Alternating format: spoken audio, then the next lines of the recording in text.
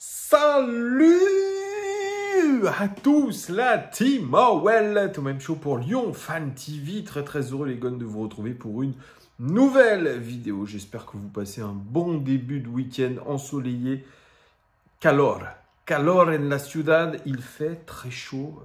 À Lyon, il a dû faire plus de 30 degrés. C'était absolument suffocant, mais ce ne sont pas les très grosses chaleurs. C'était le point météo, comme vous l'avez bien vu. N'hésitez pas à vous abonner, très important les amis. Mettez un like, mettez un commentaire, ce que vous voulez. Vous êtes sur une vidéo OL Daily Mercato. Ce seront des vidéos qui, tout au long du Mercato, vous permettront de suivre l'actualité.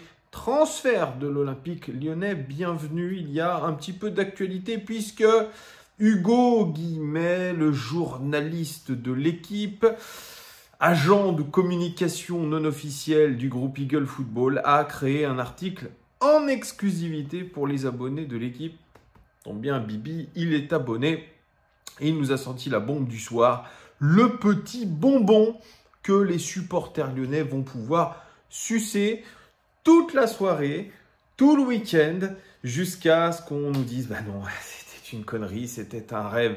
Oui, parce que Hugo Guimet croit savoir, puisque Eagle lui a soufflé dans l'oreille, lui a murmuré plutôt dans l'oreille que Christian Pulisic, le Captain America, c'est oui le plus jeune capitaine de l'histoire de l'équipe nationale des États-Unis, Christian Pulisic, Pulisic ou Pulisic, c'est les deux prononciations. L'Américain qui joue du côté de Chelsea serait la priorité absolue des dirigeants d'Eagle Football et de John Textor pour le mercato d'été de l'Olympique Lyonnais. Rien que ça.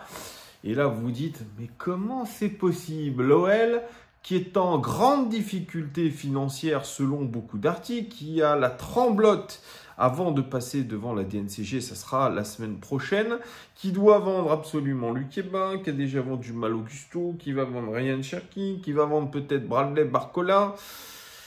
Toutes ces forces vives, peut-être même Alex Lacazette, ne sait-on jamais, et qui là se prête à rêver de Christian Pulisic, le milieu de terrain de Chelsea qui a très peu joué. On va en parler dans cette vidéo-là, parce qu'il y a des choses à dire sur Christian Pulisic.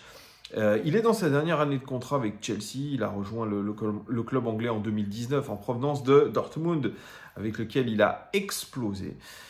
Et puis, ça a été la lente descente aux enfers pour Christian Pulisic, qui a été miné par beaucoup de blessures. Ça aussi, je vous le raconterai juste après. Mais il est à 1 an de la fin de son contrat 2024 et il est estimé aux alentours des 20 millions d'euros. Alors là, ça, il va falloir m'expliquer comment l'OL peut mettre 20 millions d'euros. Alors, certains disent, oui, Strasbourg a été acheté par Todd Boehly, d'ailleurs, le patron de Chelsea. Ça y est, ils ont 25 à 30 millions d'euros pour recruter, ils sont riches. L'OL a été racheté entre 800 et 1 milliard d'euros par Eagle Football et John Textor, et on n'a pas un rond pour recruter. Alors bien sûr, la situation est cata. Pourquoi? Je l'ai dit dans maintes et maintes vidéos. Eh bien, le problème, c'est que on n'est pas en Ligue des Champions, on n'est même pas en Coupe d'Europe, et donc c'est très compliqué. On est obligé de vendre les bijoux de famille.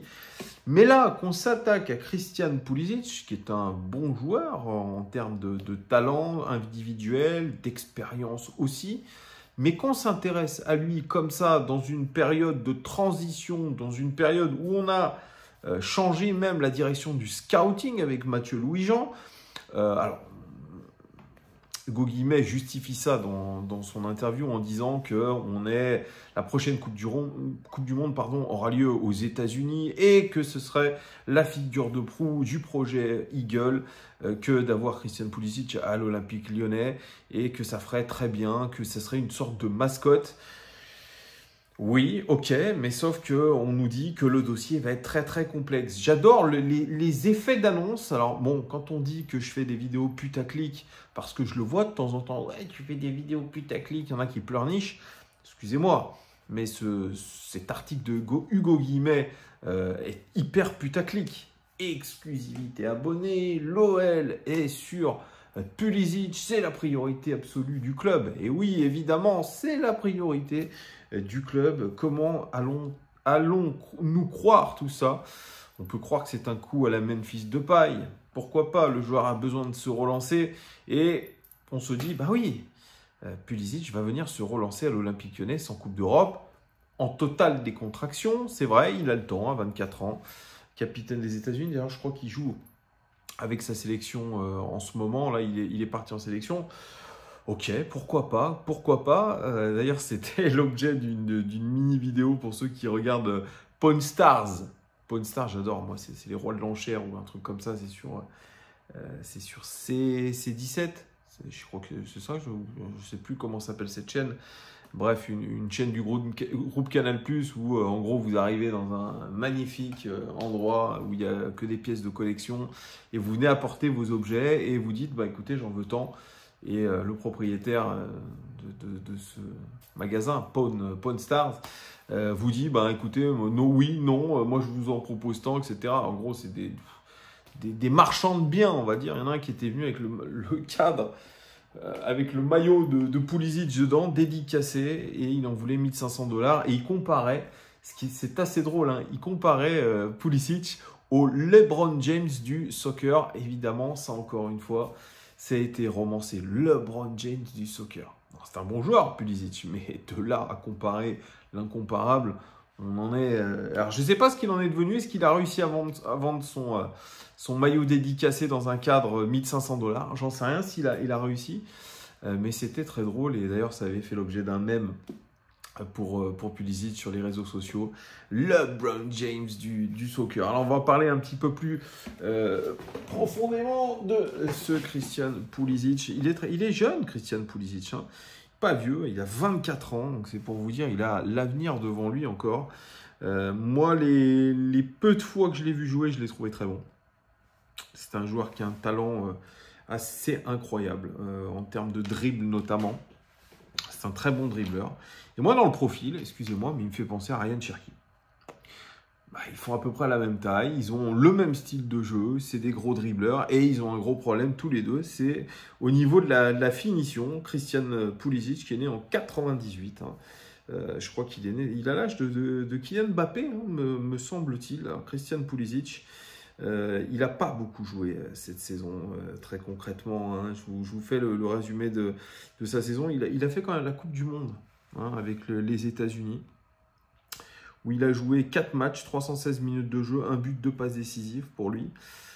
Sinon, sa saison en Première Ligue, alors, il a fait 814 minutes de jeu, 8 matchs titulaires, 16 remplaçants, un but, une passe décisive. En Champions League, une fois titulaire, 4 fois remplaçant, 111 minutes de jeu. Et puis, il a fait 90 minutes, je crois, en Cup. Bon, c'est extrêmement peu. Pourquoi? Parce que non seulement il a été blessé, mais beaucoup de méformes. Et c'est là un petit peu le problème avec ce garçon, c'est que depuis son arrivée à Chelsea, il n'a pas montré tout ce qu'il a pu. Il a été sous les ordres de Graham Potter, il a été sous les ordres de Frank Lampard aussi. Frank Lampard une fois, Frank Lampard 2 fois, qui était déjà là, lors du premier mandat de Lampard en tant qu'entraîneur, il disait « Moi j'attends plus de Pulisic, j'attends plus ». C'est un joueur qui doit beaucoup plus marquer, qui doit être beaucoup plus décisif, mais malheureusement, il a de gros pépins physiques. Et effectivement, si on va dans son historique des blessures, on dirait que c'est le nouveau Yoann Gourcuff. Je plaisante un petit peu, mais ça fait un peu peur. Donc, je regarde que sa période du côté de Chelsea depuis 2019. Alors, je vois qu'il a raté 156 jours, 12 matchs, à cause d'une déchirure des adducteurs, ça c'était en 2020. Ensuite, il a enchaîné blessure au mollet, entorse au niveau de la cheville, blessure à l'ischio, 7 matchs ratés, 63 jours, c'était toujours en 2020. Ensuite, il a eu le Covid. Ensuite, blessure musculaire en 2020 aussi, 4 matchs, 24 jours d'absence. Ensuite, le Covid, 12 jours d'absence. Blessure à la cheville. Ça, c'était en 2021-2022, 52 jours d'absence, 12 matchs ratés. Cette saison, il a été malade 7 jours. Et puis surtout, il a eu un gros problème de genou qui devait durer 2 semaines au début, mais qui a duré 59 jours, quasiment 2 mois, 11 matchs ratés. Donc, c'est un joueur qui peine aujourd'hui à enchaîner les matchs parce que bien il est souvent blessé, il est fragile.